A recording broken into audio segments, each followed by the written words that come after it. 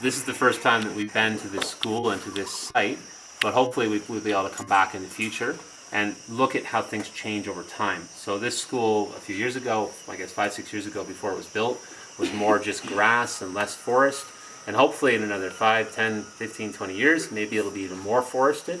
And over time, as the habitat changes, as trees grow, as grass grows or grass is cut, as farms are built or farms change back to forest, the birds that live there and all the animals that live there change, because what animals you have in an area depends on the habitat you have, right? Because not everything lives in the same place.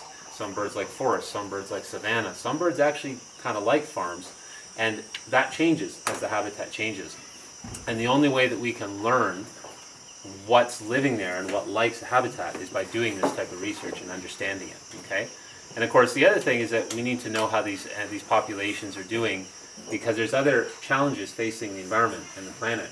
Climate change, for example, sometimes using chemicals in the environment can be a big problem for many animals. And that can be a really big problem for birds, for example, because a bird like this, you see this hooked bill, right? That sharp bill that hurts when it bites me. It eats insects.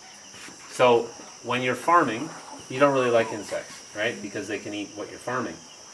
And in many parts of the world, even here sometimes, of course, people use chemicals to kill the insects that are eating their crops.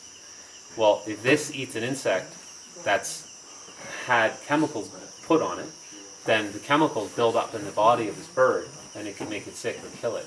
So we need to understand how the bird populations are doing, because that can tell us things about the habitat. Is there problems with too many chemicals? Is there climate change that's affecting the population? How do they live only in forests? Do they live in grasslands? So those are some of the reasons we need to do this type of research and monitoring, is to understand how populations of animals are responding, how they're being impacted by changes in the habitat. It also helps us understand better what birds are in this country, not just in the whole continent of Africa, but specifically in Uganda, because there's been a lot of tourism in this country, as I'm sure a lot of you know, and people go out and they look at birds, but there hasn't been a lot of actual research where people take data and write it down and then do some analysis to understand what's here and how populations are doing. There's been some, but there's been less in Uganda and less in Africa than countries like the United States. Done it quickly. So these are some of the reasons we need to do